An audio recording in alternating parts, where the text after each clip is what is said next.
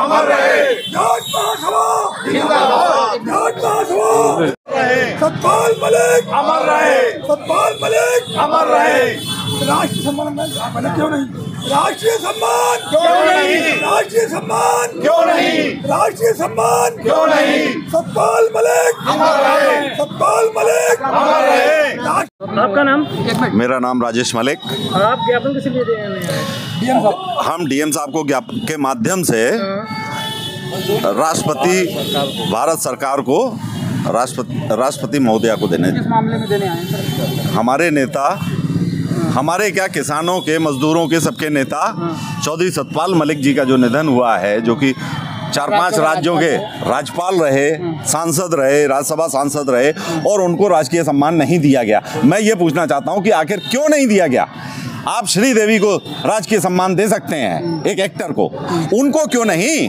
मुझे श्रीदेवी को राजकीय सम्मान देने से दिक्कत नहीं है, लेकिन जो सतपाल मलिक जी को राजकीय सम्मान नहीं दिया गया, वो क्यों नहीं दिया गया, ये हम सरकार से पूछना चाहते हैं। ये बदले की राजनीति क्यों? क्योंकि उनकी ईमानदारी उनके आड़े आई, उन्होंने सही बात कही, ईमानदारों की आवाज़ उठाई, मजदूरों की आवाज़ उठाई, उन्होंने किसानों की आवाज़ उठाई, उन्होंने पहलवानों की आवाज़ उठाई।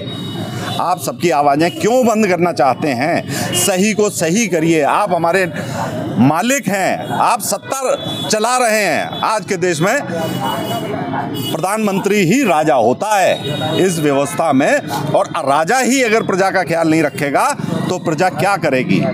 बगावत पे आएगी, ये चिंगारी भड़केगी। मेरा आपसे निवेदन ये है कि आप उनका राजकीय सम्मान वापस करवाइए, इसी में राजकीय सम्मान दिलवाने की कृपा करें, ये हम सब लोगों का कहना है। 370 उन्हीं के कार्यकाल में हटी, 370 भी उन्हीं के कार्यकाल में हटी। जब 370 हटाई गई तो उसमें अहम योगदान उन्हीं का था। उस समय वो जम्मू कश्मीर के गवर्नर थे।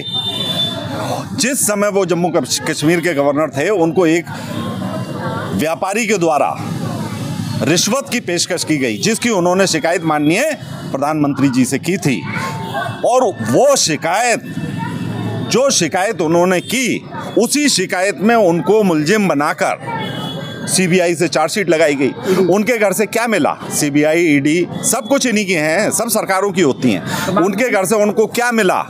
टूटा बक्सा। मांग पूरी नहीं होती तो आगे क्या कार्रवाई रहेगी? आगे भैया धरना प्रदर्शन चलेंगे।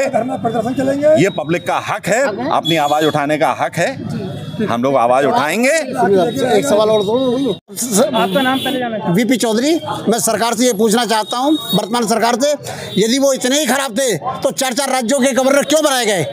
और जब वो गवर्नर बनाए गए, उन्हें सम्मान, वो उस पद पर रहे, उसके बाद उनकी मृत्यु पर उन्हें एक भी कोई बीजेपी का कोई भी नेता उन्हें देखने तक नहीं गया? ऐसा क्यों?